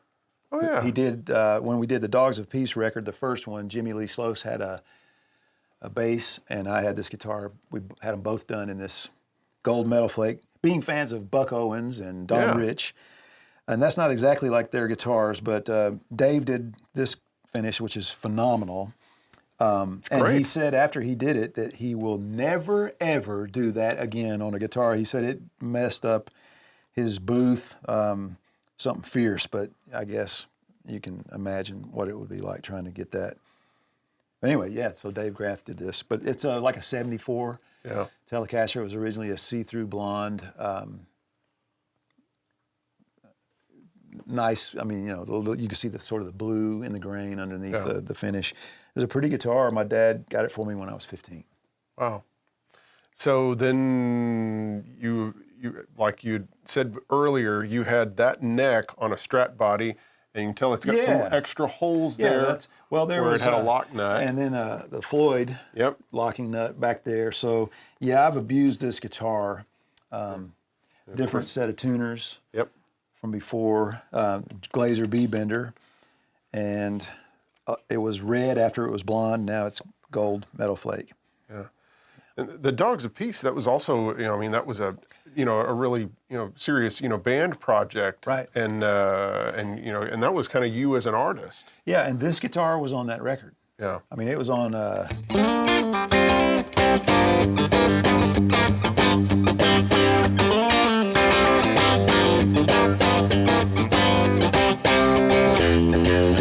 little bit of a James Gang meets Yeah. me and Jimmy Lee Sloas thing or something. These are fun knobs. Yeah, I don't even remember where I got those. Yeah. This is just one of those guitars where I should regret doing Yeah. all that I've done to it, but it hasn't gotten mad at me yet. So. Yeah, well, you personalized it. And how much do you use the B bender? A lot back in the 90s when I was using this guitar for a lot of sessions, I was using it. I think it's on Susan Ashton's first solo record. Yeah. Even that first song I played on electric stuff was the Down on My Knees single. And I think I'm using the B bender on that track, Yeah. as I remember. But yeah, I've used it. And it's funny to try to use it in the studio because you're sitting and you're having to do this in your chair, you know. You're gonna push the neck down. Yeah, and then I've actually been on stage with it before too, where I started to move around and I was hearing the string going, Yeah. when I'm just walking because it's bouncing. So I had to be careful. But so I've used it on. I mean, I've been on some sessions where Dan Huff has said, "I want you to use the B bender on this," and I would look at Paul Franklin and go, "I apologize in advance," because he's got the best steel guitar player in the world sitting right there. But Dan's liked it, on some songs. And I don't even remember what year Joe did this. I don't remember. It would have been in the 80s sometime for sure. Yeah. Looks early. Yeah, and I just did originally put the original pickups back in. Okay. I had some replacement pickups in there for a while. One thing I've learned in working on the replica guitars with Gibson is that some of the pickups, probably starting in the early 80s and maybe late 70s even, where they were just like winding these pickups so hot and mashing the front ends of the amplifiers to get overdrive. And then you plug in the Sebastian Les Paul, which is a 7.86 or something. Not only is it louder than every other guitar in the room, but it's clearer. Yeah. It has more, bite to it. So it's not always, so some of these pickups, that are not wound as much for being thicker sounding, I prefer these days. It's just more, a more useful tone to me. You can do more with it. Yeah. So yeah, I went back to the original pickups on this. All right. Okay, we've got another Tele. This is a 61 Tele. Yeah. How'd you pick this one up? Well, I was doing a NARIS block party when I was on the board of governors for NARIS. It's been about 1999. So we had a block party outside down off of Music Row, and a fellow named Jim Casey walks up to me, and he and Jerry Phillips, son of Sam Phillips, had a little radio show they were doing that was part of a thing in Muscle Shoals, and asked me if I would come be on the radio show sometime. But while he was talking to me, he said, "Your dad is the reason why me and all my buddies back in Norfolk, Nebraska wanted to learn to play the guitar. Let's go to lunch, let's meet." And so the next time I come to see him, he hands me in the shrink wrap Tom and Jerry, which is a thing that Dad did with Tommy Tomlinson. And in 1960. So I gave that record to Dad. I said, "Do you even have this?" He goes, "Well, no, not in that condition or whatever." So, and then I just got to getting to know Jim. At some point, he said, "Do you like old guitars?" I said, "Yeah, of course." He goes, "Well, would you like to see my 59 Strat?" And at that point, a 59 Strat was like a dream guitar for me. I was born in November of 59. So he said, "All right, I'll bring it the next time we get together." And then he brought it. And then as we were walking towards the case, he started explaining to me everything that had been changed on it. And so shoulders are slumping more and more as we get to the case. And I think by the time we opened the case, the neck was the original part or something. Yeah. It was still a cool guitar, but it wasn't all the original thing. He said, "Now there is this gal back in my hometown in Norfolk, Nebraska that has a whole basement full of this stuff that I know she was trying to sell." I said, "Well, what all was in there?" He said, "Well, there were guitars and amplifiers. Do you remember anything?" And he said, "Well, it seemed like Fender, Vox, maybe." He said, "You know what? I've got a videotape that she made where she's standing there holding all these guitars and saying, here's a Fender Telecaster and here's a Vox AC30 or whatever." Her brother, who had passed away in 1991. So here we are in 1999, and she's got this, it's a VHS tape where she's holding up all this stuff. And I'm looking at the video with Jim going, "Well, that looks like the real deal." And so he went to his desk and he got out a phone book for Norfolk, Nebraska, which was about as thick as a comic book, He called J.C. Penney's and asked to speak to Jeannie Patrick. "Is Jeannie Patrick working there?" Yeah. He says that to me. He goes, "Jeannie, do you know who this is?" "That's right. It's Jim Casey." He said, "Do you still have the stuff in the basement?" "Well, I've got a guy here that's going to buy it all. We'll get a van and come up there and pick it all up." So we drove 15 hours to Norfolk, Nebraska. And there was this 61 Telecaster. There was a hardtail Stratocaster, 1959, with stenciled in one of the pickup cavities, November of 1959. I'm like, "What?"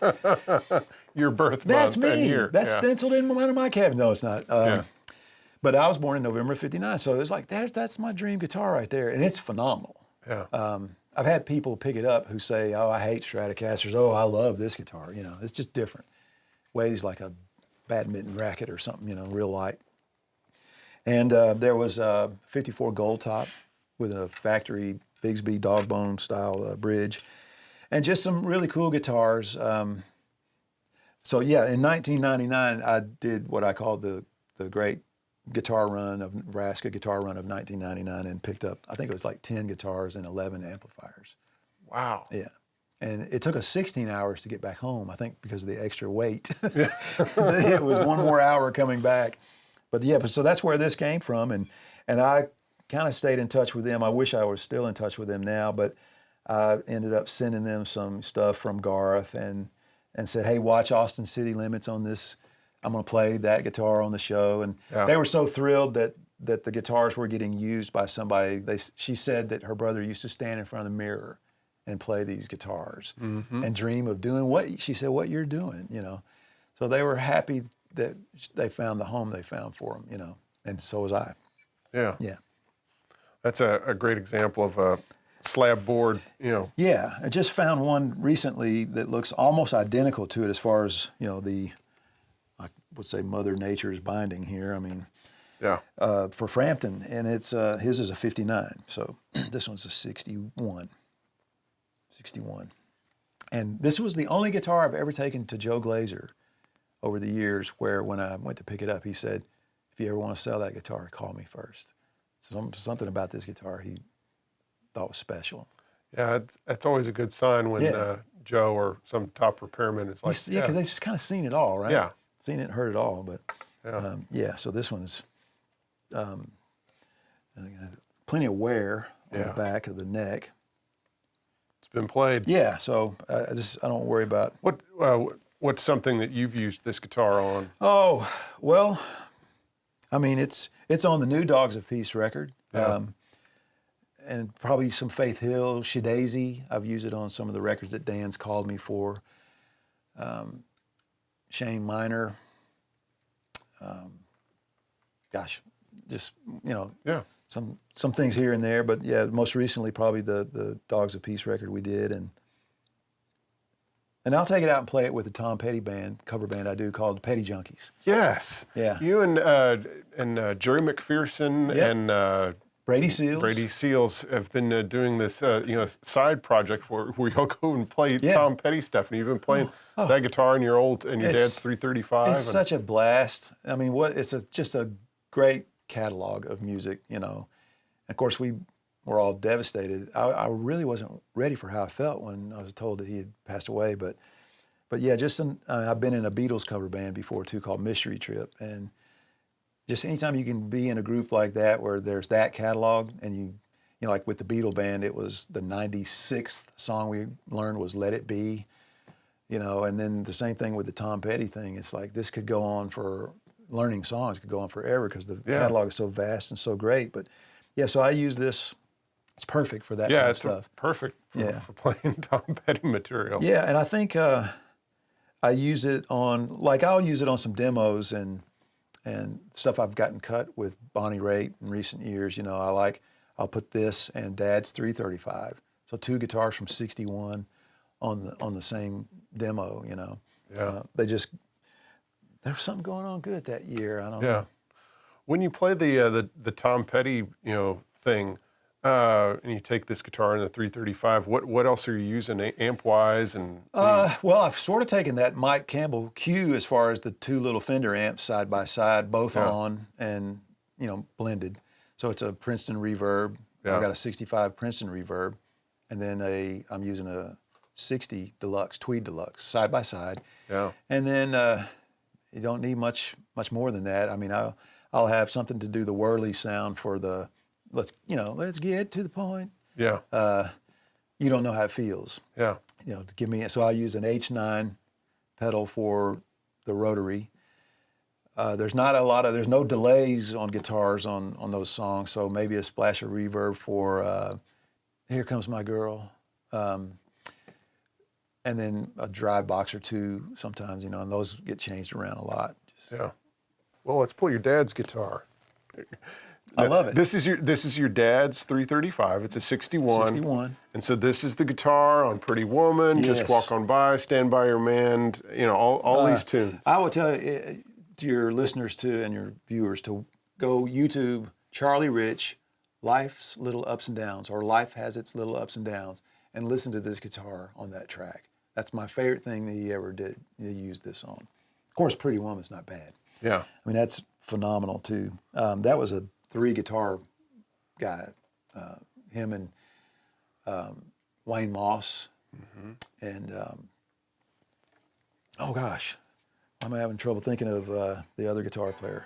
He was another session guy. Yeah, that at the time was touring with Roy, but then he became a session guy in town. Billy Sanford. Billy Sanford. Yeah. So yeah, Billy Sanford, Wayne Moss, Jerry Kennedy, and they all came in one at a time on the intro, and then it was one, then it was two, then it was three. Yeah. And Roy wrote the riff. A lot of people think that one of those guitar players came up with it, but Roy came in with that. So he and is it Billy D wrote the song. Okay. I think that's the guy's name. And he sang the high harmony too on the track with Roy. I always thought that was Roy, but it was Billy D's. So yeah. So we have this and it was of course a stock 335, and then your dad. He had a guy named Dean Porter pull the Bigsby that was on it when it was new, and Dad bought this from Hughley's Music down in Nashville. So it had a Bigsby on it, so that's what those buttons cover. Yeah. And then a guy named Dean Porter, who, and this is what I've learned about him, and I regret not having sought him out to just go talk to him and get to know him. He was a guitar player, and for a time he actually lived with Ray Edenton, who was a rhythm guitar player that my dad used countless sessions. And he was a bit of a tinkerer also, like a Les Paul kind of guy, I imagine. Yeah. And at some point he talked my dad and Grady Martin into pulling their Bigsbys off of their Gibson guitars and doing these homemade contraptions. So we have this lever here and the bolt that fastens the toilet to the floor in a bathroom. Mm-hmm. That is what sets the amount of travel for the B string. So So if it were a little flat, you'd Right. screw that further into the body. And if you change the gauge on the strings, or if you tune the guitar down a half step, or whatever you do, you always have to kind of be fine-tuning this. Because you always have to have a fine-tuning mechanism on a V-bender to get it to where it's actually pulling it up. Exactly. And that's how you've got it. And then the other piece here, which I don't have this one in use on this guitar right now, but there's a spring that sits in here, so this floats, and you take your elbow and take the high E string down a step, so it would go down a little step. And you recognize what this is. Did I tell you this already, or do you know what that is? It's from a sink stopper. It's bathtub or a drain stop in a sink. Yep. So, and then again, another bolt for the toilet, Yeah. So this guy went to the hardware store in the plumbing aisle to get the stuff to do these things on this guitar. Ingenious. Yeah, this is my favorite B-bender because I can sit on a session and play this. So on Jewel, like, again, records that Dan has called me to play on, I can comfortably do the B-bender thing.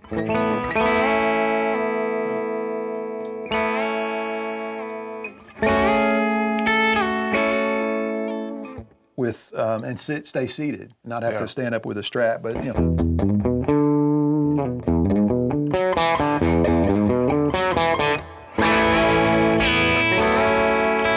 didn't do that. Okay. Yeah, I was about to say, I was just like, well, I got the B-bender. I'm talking to you about that. Yeah. But anyway, but that's this is on Elvis' Good Luck Charm. Yeah. And you said Stand By Your Man, right? And Dylan's Blonde on Blonde record saw this guitar used. Ringo Starr's second solo album called Bukus of Blues. Dad's on there. Charlie Daniels is one of the guitar players on that album. Yeah. So at what point did you start playing this? Ooh, it probably was, I might have laid hands on it when I was in high school, but it was probably at some point when I started doing sessions where I would want to do something that would be the foil to the Telecaster. Right. So that way I felt a little more covered on all fronts. So I'd have that Telecaster, and then this guitar, and that would be the majority of what I would do. I could use one of those guitars. Yeah.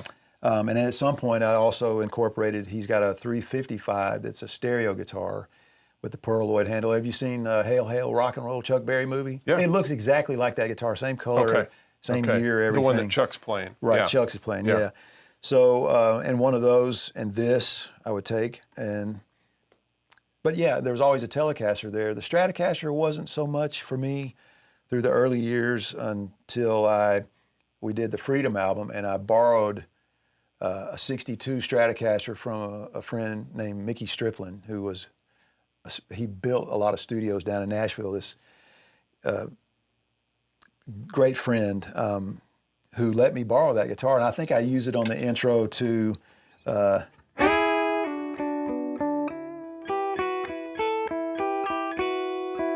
on the Whiteheart Freedom record, but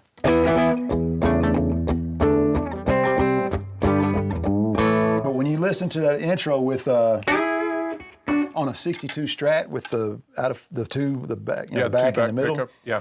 it's like nothing gets that sound. So I wound up wanting one for years, and again, it wasn't until, and I'd had more hot-rodded versions of Stratocasters and things like that through the years. Floyd Roses, humbuckers in the bridge, then single coils. But the first real Strat is that 59 that I got in the Nebraska trip. So, and I've had that for 20 years now. Yeah. And using a lot of stuff. So now Gibson has done a look at copy that. of this. Let me grab this. Yeah. Zach, I thought the hardest thing for them to do would be to get this hardware done. There's a guy named Nick Hurt over there at Gibson that he just kind of nailed that right out of the chute. Yeah. So, this is my dad's prototype of that guitar. So this was the first one they made. So,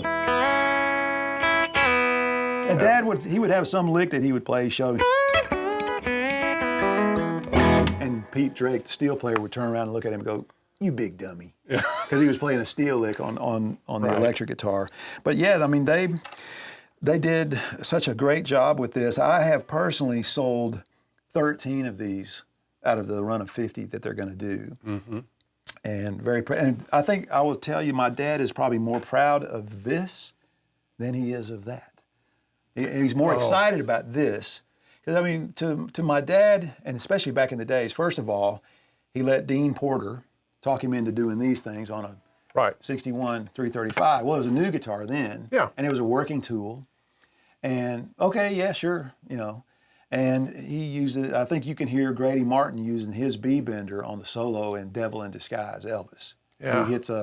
He does like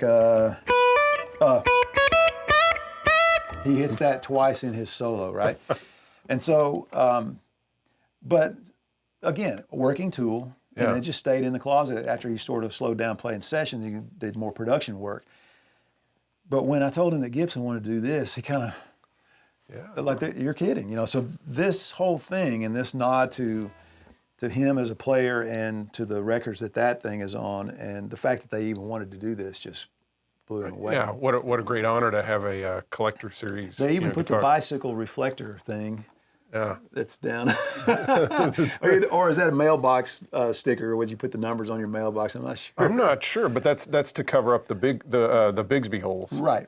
That's all it was. Yeah. Yeah, because the others, it's the Bigsby bite is here, and the four screw holes are. But I told, let me see that one again. Like the last song that I had, Bonnie Raitt cut of ours called "Gypsy and Me," I wrote with Wayne Kirkpatrick. I did the demo with this guitar and played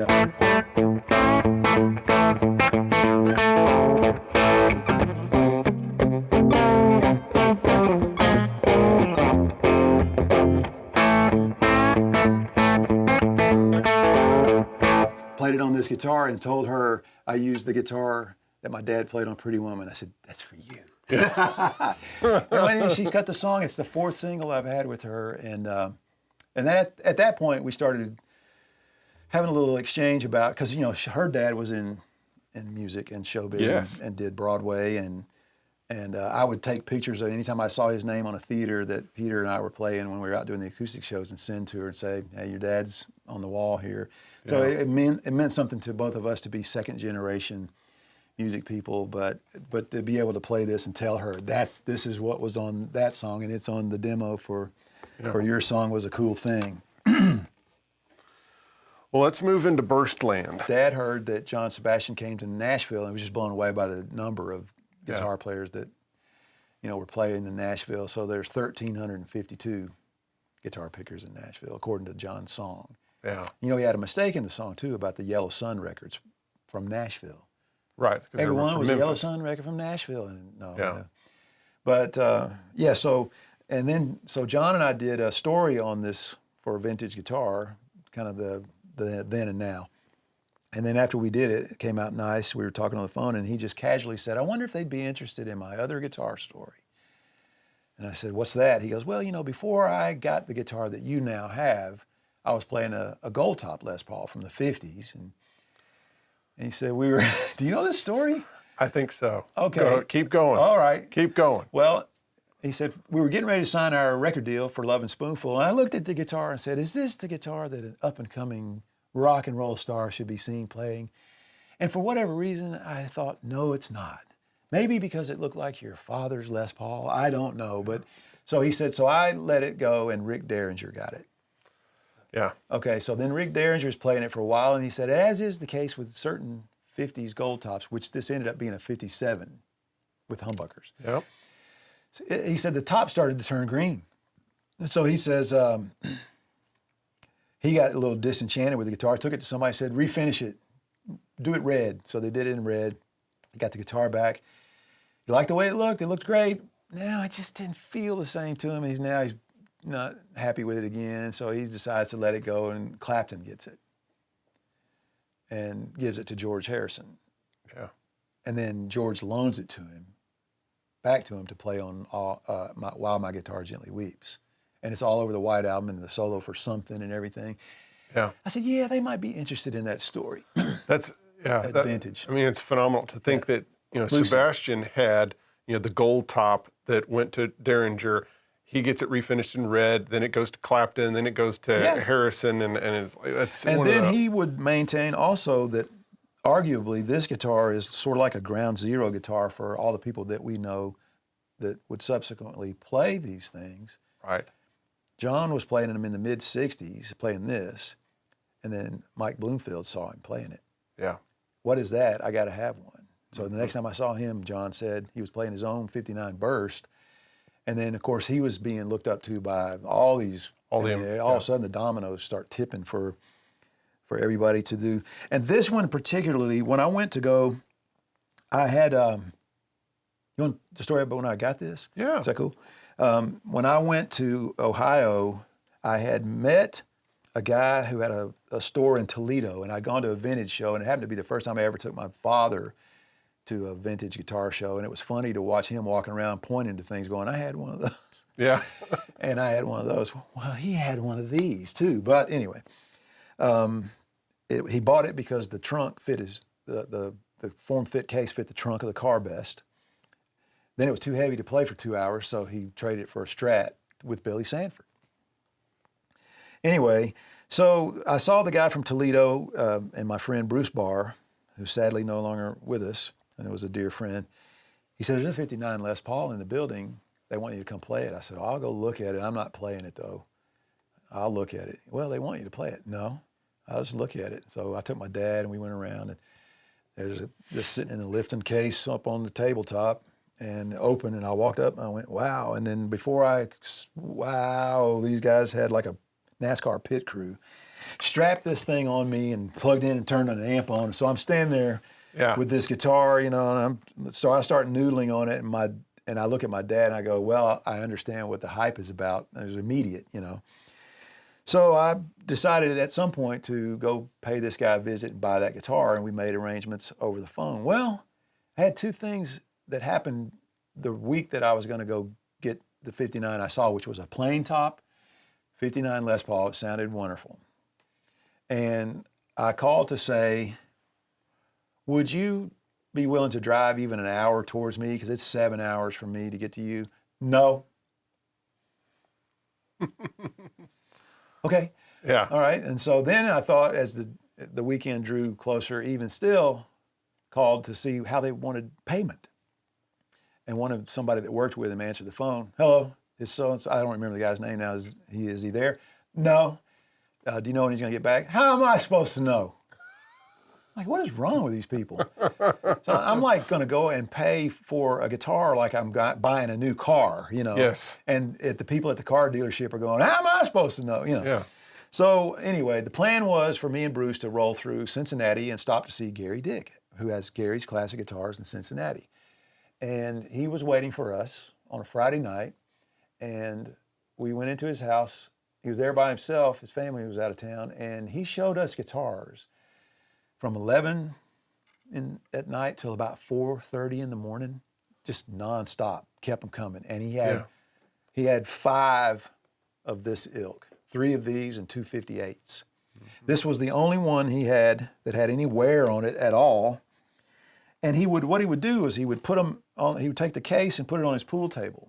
And he would open the lid, and the light over the pool table shone on it, and he would say, come look at it from over here, come look at it from over here. And I just thought, this is okay, I'm seeing it all through his eyes. This is not how I look at guitars, but I was looking at it through his eyes, and that's fascinating. And so, okay, you were going to ask? Yeah, I was just going to say that, again, being a real 59, the tops are really interesting because they are more 3D. Oh gosh! And depending on come why out they're on camera like that. Yeah, why they're wanting you but- to look at from different angles is because you see different parts of the grain popping out, and that's and of course if you take this pickup ring off, it's cherry red right under there. Yeah, still, but all the red had faded, and it was just this honey color.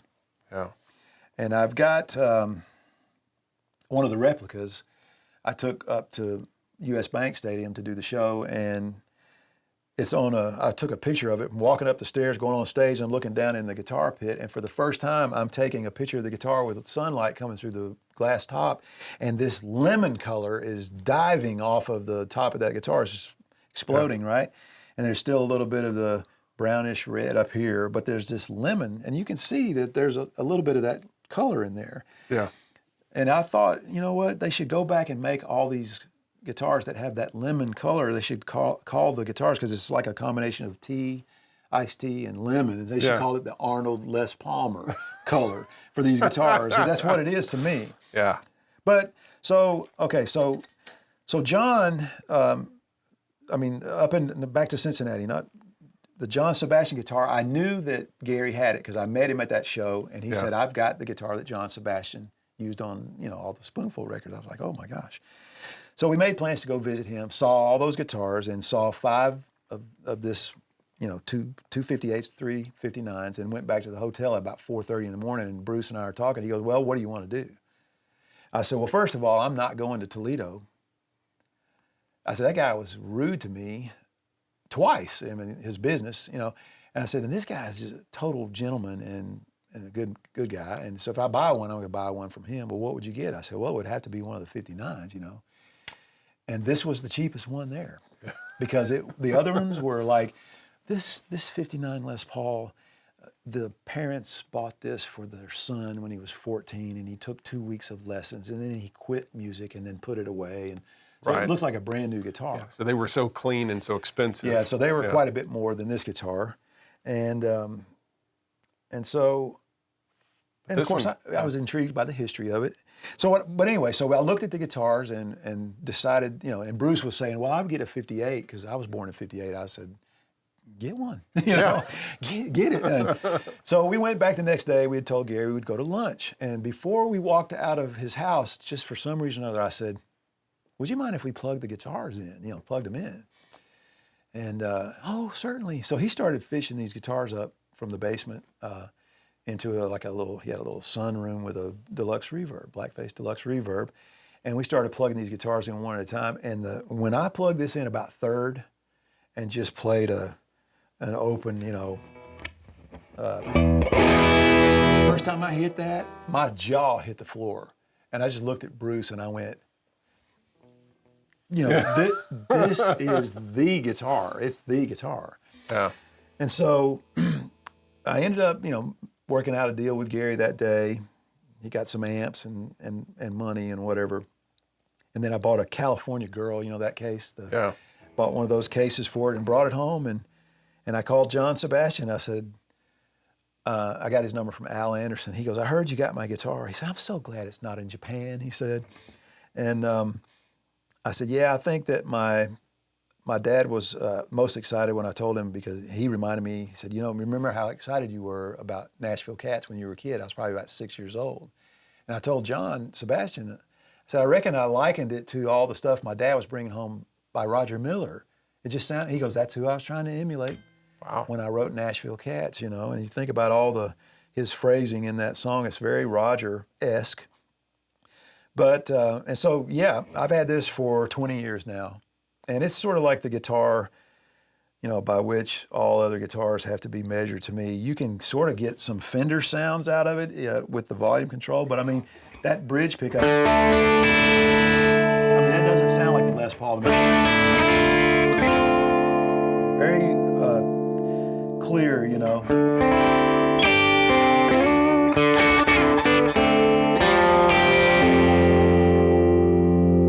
Just bell-like, crystal clear. And then the neck pickup is nice too.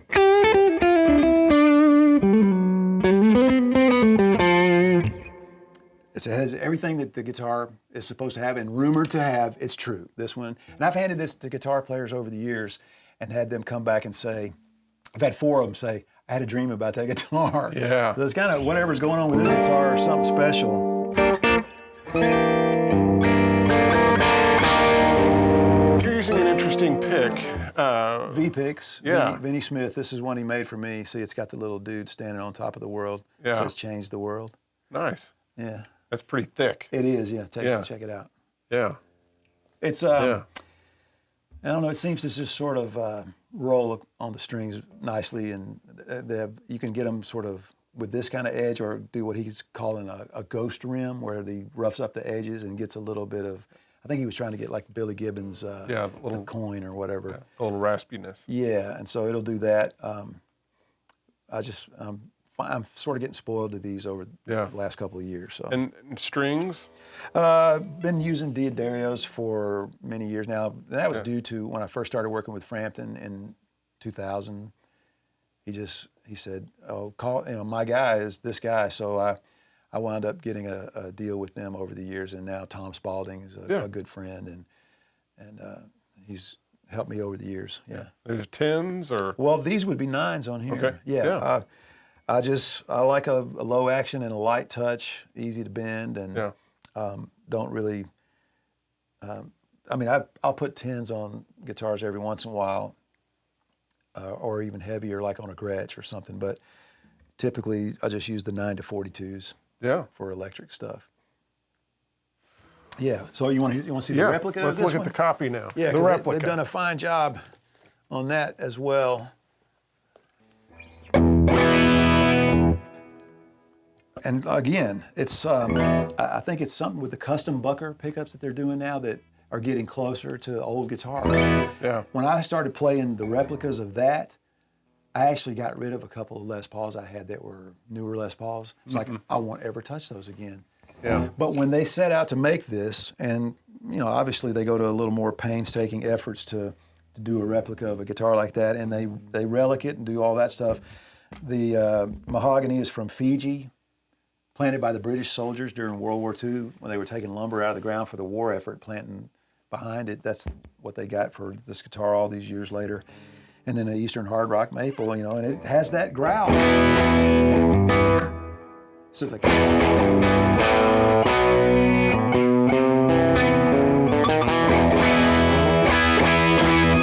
it does what you want the Les Paul to do, and I'm using one of these on stage with Garth right now too.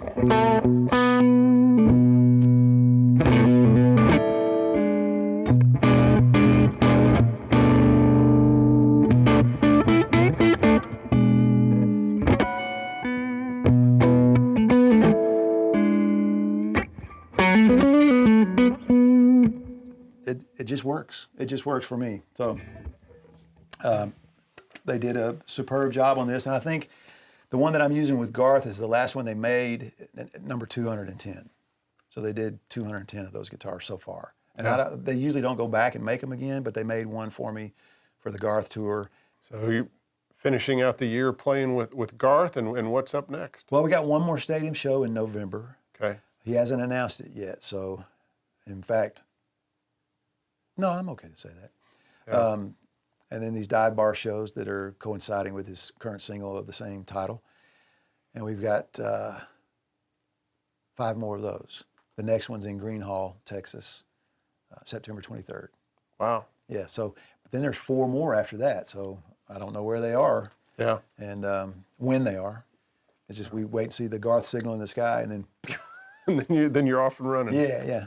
Yeah. Well, cool. Well, thank you so much for letting us, come into your home, into your studio. It's beautiful. I love the Vox grill cloth and the Fender grill cloth and all the things that you've done in this place. And well, you guys have been here before. Yeah. If in effects, in tones. Yeah.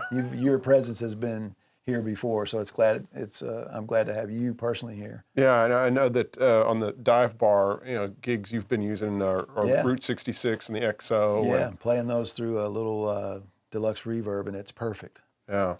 Perfect. Yeah. Well, thank you so much. Zach, it's a pleasure, yeah. Yes. Thank you.